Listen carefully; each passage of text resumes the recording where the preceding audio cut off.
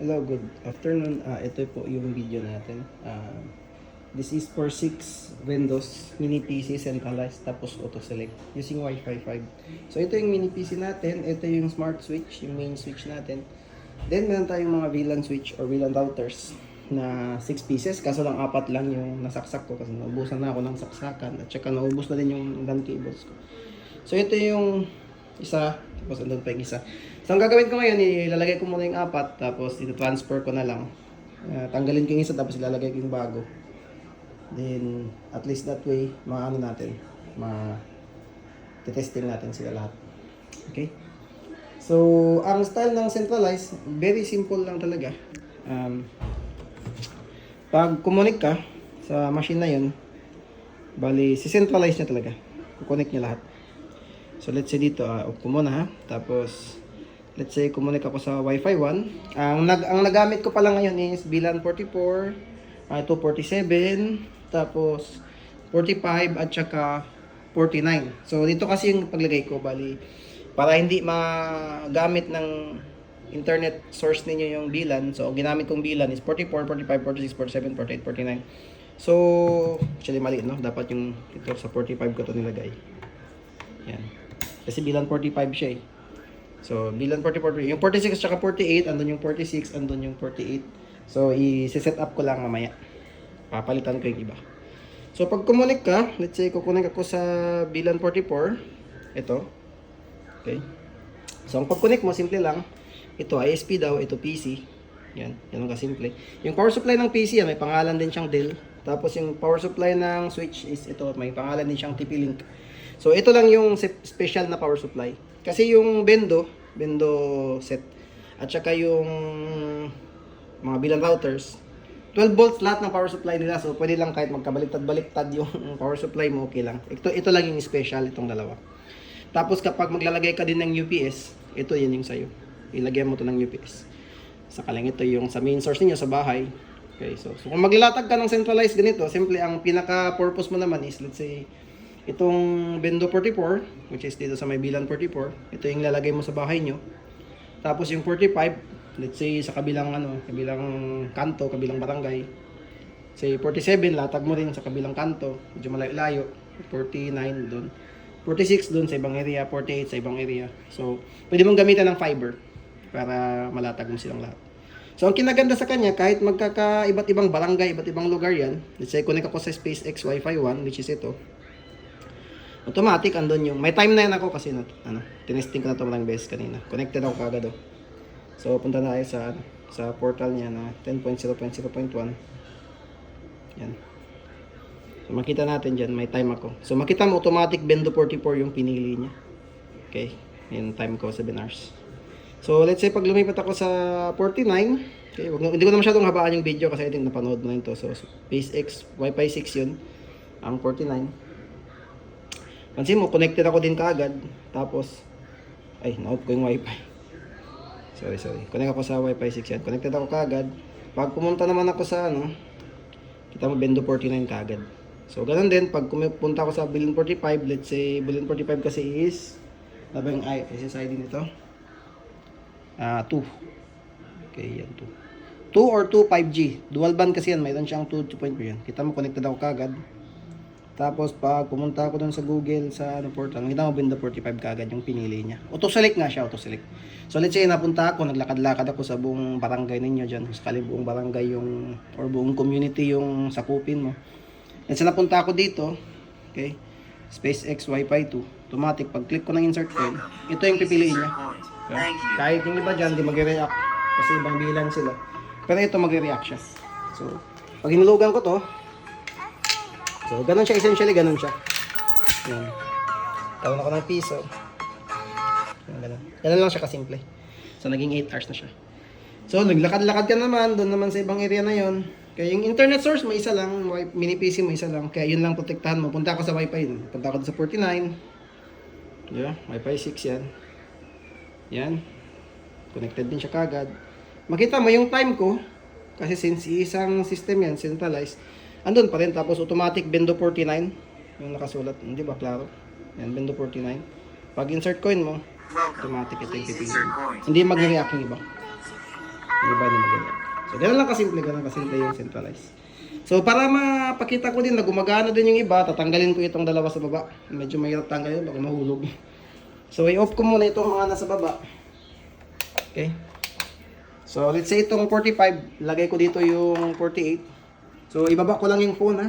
Medyo mahirap ka akin mag-phone, hindi ako marunong mag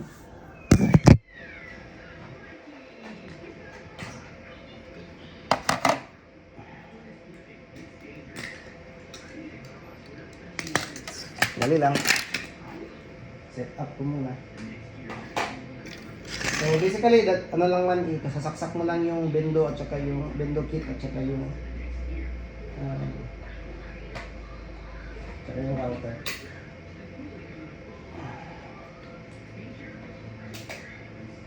Okay. So ganun lang.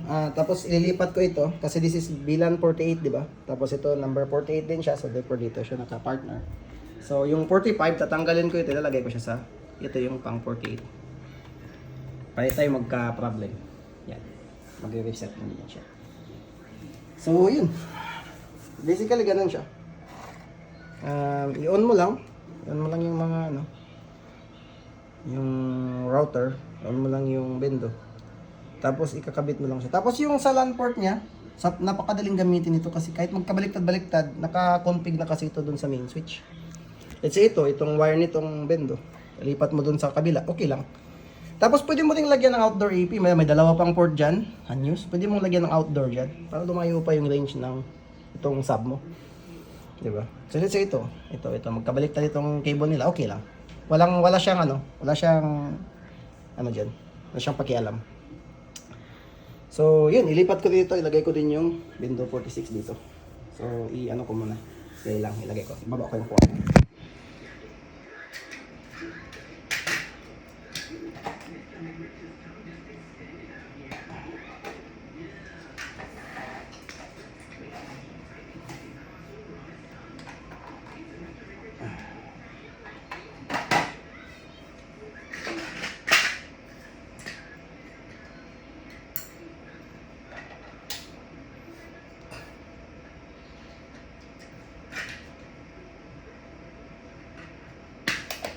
Yan. Tapos syempre, this is bilan 46, yung kable niya, yung papunta sa switch, galing 47, nililipat ko rin siya sa 46. Kasi yun yung bilan niya. So again, ganun din, pwede kang maglagay ng outdoor EP dyan. Yan. So ito, may pangalan siya, 46, pang 46 din. So ang pangalan ng SpaceX Wi-Fi 3. Yan. So yun. Testing natin ulit, no? Testing ko ulit. Kasi napalitan naman din natin. So ito yung 48. So ang pangalan niya is SpaceX Wi-Fi 5. So kapag nilagay ko ba yan siya ay makaka-connect din ako. Sa Wi-Fi 6 ako connected ngayon, no? So yan, Wi-Fi 5 or Wi-Fi 5 5G. Dalawa kasi yan. So nagsabi siya ng sign in, pero magiging connected din siya after mga ilang seconds. Tapos makikita mo, bendo 48 kagad yung lalabas. Diba? 48 kagad. Tapos yung time, retain pa rin. Pag nag-press ka ng insert coin, yan. Malalaman yan, ha. Dito ka kumonek. Kasi yun yung bilan mo, eh. May 5 peso pala dito. Huwag na ako ng 5. Yan. So, 5 pesos. Yan. So, naging 9 hours na siya. So, ngayon, punta naman tayo sa bilan 46, ang pangalan, Wi-Fi. Pag pumunta ka sa area na to, naglakad-lakad ka, ito, ibang dako na naman ng barangay. Wi-Fi 3 yung pangalan, SpaceX Wi-Fi 3. So, alam naman nila, SpaceX naman lahat ng pangalan ng machine mo.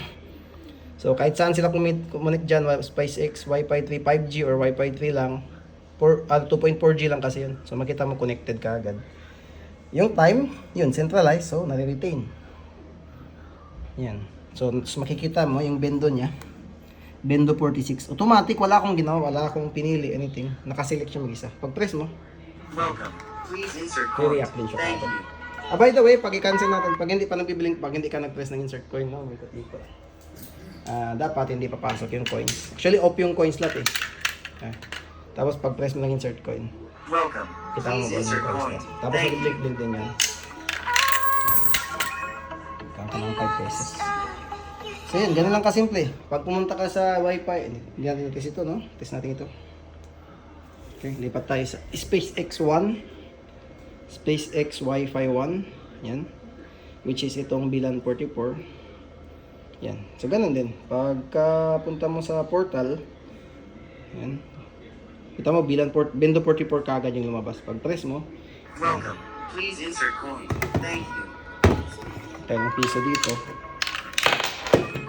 Pasok siya kagad.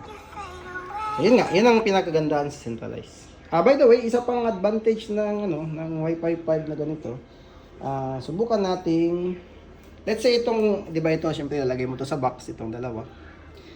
Let's say yung LAN cable nito naputol. Or ito ilagay mo sa tindahan, tapos ito lang ilagay mo sa box, maliit lang. Kahit maliit lang yung box mo, okay na. What if natanggal daw yung cable? Ito yung kinaganda sa Wi-Fi 5. Tanggal yung cable, di ba? Nakita mo na off yun? Kasi natanggal yung cable dito, di ba? So, ang kinaganda sa Wi-Fi 5, itong 46, no? SpaceX Wi-Fi 3. Kahit natanggal mo yung LAN cable, okay, Wi-Fi 3 tayo ha.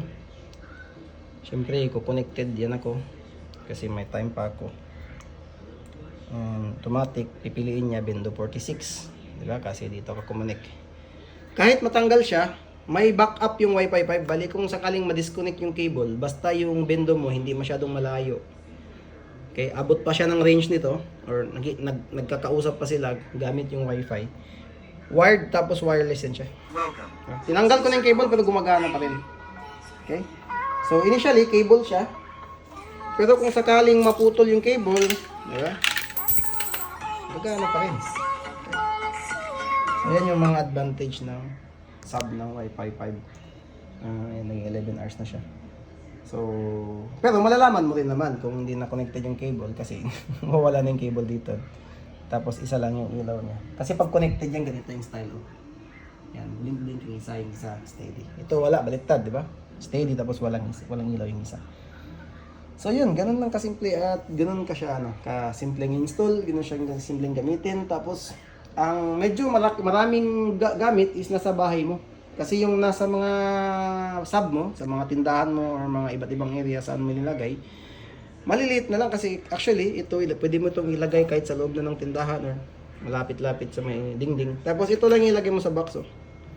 Yan. Tapos yung cable, kung sakaling ayaw mo na yung cable, wag mo lang ilayo. Okay lang, gagana pa rin siya kahit walang cable. So mas maganda pa rin may cable, pero kahit wala, okay lang.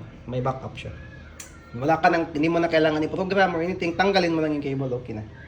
So yun, maraming salamat. Yun, gagana yan sa 6 kahit ipagsabay-sabay mo yung 6. Kaso lang, wala na akong saksakan at saka naubusan na ako ng LAN cable din. Kaya yung ikaw, pag-connect doon sa sa smart switch.